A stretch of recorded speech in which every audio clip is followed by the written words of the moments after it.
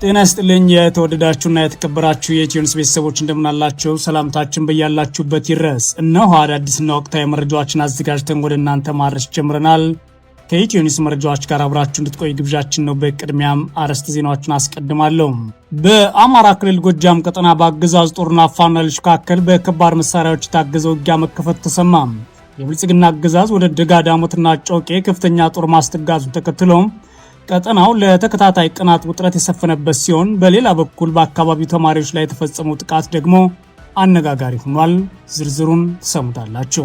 ህወሓት በአዲስ አበባ በጄኔራል ጻድቃን ገብረትንሳኤ የተጠራውን የተቃውሞ ሰልፍ የሚሳተፉትን ጨምሮ ተቃወመ።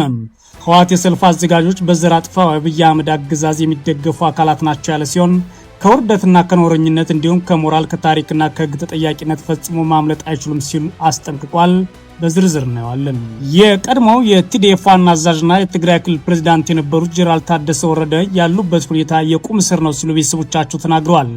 ጄኔራሉ ከአሜሪካ አምባሳደር ጋር አለመገናኘታቸውንም ከዚሁ የቁም እስር የመነጨ ነው ሲሉ ለሚዲያ መናገራቸው ተዘግቧል።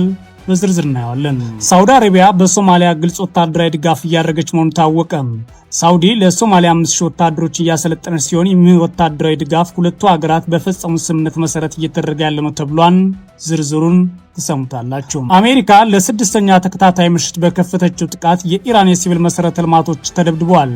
ኢራን ደግሞ በኦማን፣ ኩዌት፣ ባህሬንና ሱሪያ ውስጥ የሚገኙ የአሜሪካ ጦር ሰፈሮች መምታቷን አስታውቃለች። የተወደዳችሁና የተከበራችሁ የኢትዮኒውስ ቤተሰቦች አብራችሁን ቆዩ። ወደ ዝርዝሩ አልፋለሁ።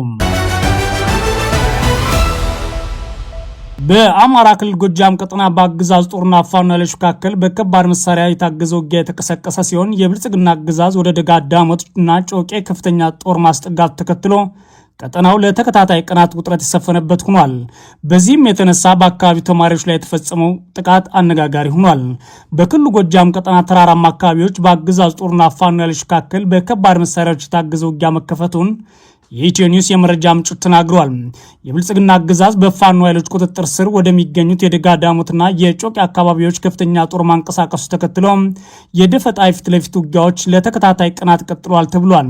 በዛሬው ዕለት ሐምሌ 10 2018 ዓ.ም የአገዛዝ ጦር ከተለያዩ አቅጣጫዎች ወደ ደጋዳሞት ወረዳ የተለያዩ አካባቢዎች የከባድ መሳሪያ ድብደባ እየፈጸመ ይገኛል ያሉት የኢትዮኒውስ የመረጃ ምንጮች በተለይም ከደንበጫ በአንጀን የመድኃኔዓለም ወደ ደጋዳሞት፣ ከቋሪት ገነት አቦ ወደ ደጋዳሞት እንዲሁም ከሞጣ ባስተርዮና ከቢቡኝ በወይን ውሃ በኩል ከፍተኛ የሰራዊት እንቅስቃሴ መኖሩን ተናግሯል።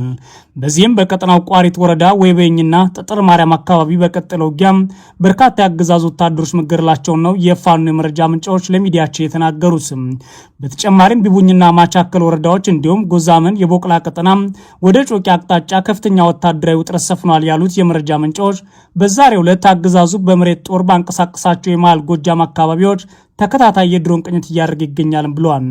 ይህ አገዛዝ ጦር እንቅስቃሴ የደጋዳሞት ወረዳ ዋና ከተማ ፈረስ ቤትና ጮቄ ቀጠናን ማዕከል ያደረገ እንደሆነ ነው የፋኖ የመረጃ ምንጮች የተናገሩት። የብልጽግና አገዛዝ የፋኖ ኃይሎችን የማዘዣ ማዕከላት እቆጣጠራለሁ በሚል የከፈተው የአንድ ወር ዘመቻ ዛሬ የመጨረሻ ቀኑ ቢሆንም እስካሁን አንድም የፋኖ ወሳኝ ቦታዎች መቆጣጠር አልቻለም ሲሉ የፋኖ የመረጃ ምንጮች ይናገራሉ።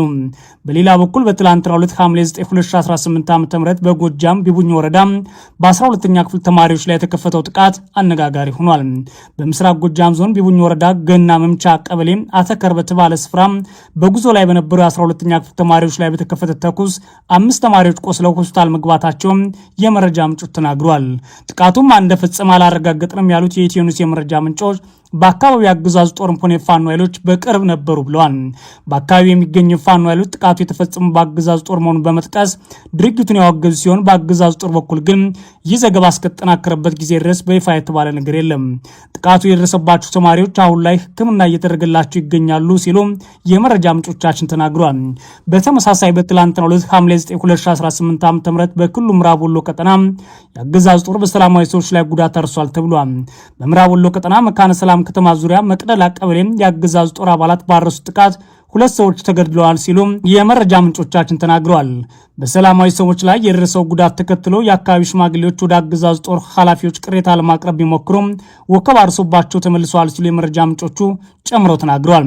በአገዛዙ ጦርና ፋኖ ኃይሎች መካከል የሚደረገው ውጊያ በክልሉ ሸዋ ቀጠና መቀጠሉን የተሰማው በሸዋ ይፋት ቀጠና ኤፍራታና ግድም ወረዳ አርሶ አምባና ዘንቦ አካባቢ በተደረገ ውጊያ በርካቶች ሲገደሉ የአገዛዙ ጦር ውጊያውን ተከትለው ወደ ሰንበቴና በጤ ከተሞች ሸሽተዋል ሲሉ የፋኖ የመረጃ ምንጮች ለሚዲያችን ተናግረዋል።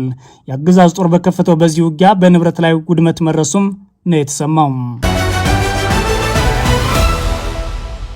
ህወሓት በአዲስ አበባ በጀነራል ጻድቃን ገብረትንሳኤ የጠራውን ሰልፍ ተቃወመ። ህወሓት የሰልፉን አዘጋጆች በዘር አጥፊው አብይ አህመድ አገዛዝ የሚደግፉ አካላት ያላቸው ሲሆን ከውርደት ከነውረኝነት እንዲሁም ከሞራል ከታሪክና ከህግ ተጠያቂነት ፈጽሞ ማምለጥ አይችሉም ብሏል። ህወሓት ግልጽ መልእክት በትግራይ ህዝብ ህልውና ትግል ላይ ለተደቀነው አደጋ ለመደገፍ በአዲስ አበባ ለተጠራው ሰልፍ አዘጋጆችና ተሳታፊዎች በሚል ባወጣው ትላንት ምሽት መግለጫው የሰልፍ ተሳታፊዎች ይሆናሉ ያላቸውን ዜጎች ተቃውሟል። ህወሓት የአብይ አህመድን ጄኖሳይዳዊ አገዛዝ በትግራይ ህዝብ ላይ ሁሉንም አይነት በጭካኔ የተሞሉ ድርጊቶች እየፈጸመ ይገኛል ያለ ሲሆን አሁን ላይ በትግራይ ላይ በኃይል ለመዝመትና ህዝቡን ለመጨፍለቅ የድሮን ጥቃቶች እየፈጸመ ባለበት ሁኔታ ወታደራዊ ኃይሉም እያሰባሰበ መገኘቱ ግልጽ ነው ብሏል። ከዚህ በተጨማሪም ያገዛዙ ፖለቲከኞች፣ ወታደራዊ መሪዎችና የሚዲያ መዋቅሩ በትግራይ ህዝብ ላይ ከፍተኛ የሆነ የስም ማጥፋት ዘመቻ እያካሄዱ ይገኛሉ ያለው ህወሓት በአገዛዙ እየተሰራጩ የሚገኙ ዘርን የማጥፋት ዘመቻዎች ሳይበቃ ቅዳሜ ሐምሌ 11 2018 ዓ.ም በትግራይ ህዝብ ብሔራዊ ጥቅምና ፍትሐዊ ትግል ላይ ያነጣጠረ ሰልፍ ለማድረግ መታቀሩን ተቃውሞ አለኝ ሲል መግለጫው ይጠቅሳል።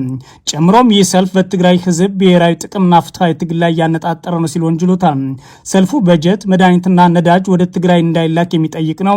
ይህ የአብይ አህመድ የዘር ማጥፋት አገዛዝ በእኛ ላይ ላደረሰውና ወደፊት ሊያርስብን ላቀደው ጥፋት ድጋፍ የሚሰጥ ሰልፍ በመሆኑን ወዳጅም ሆነ ጠላት ሊያውቀው ይገባል ሲል አስጠንቅቋል።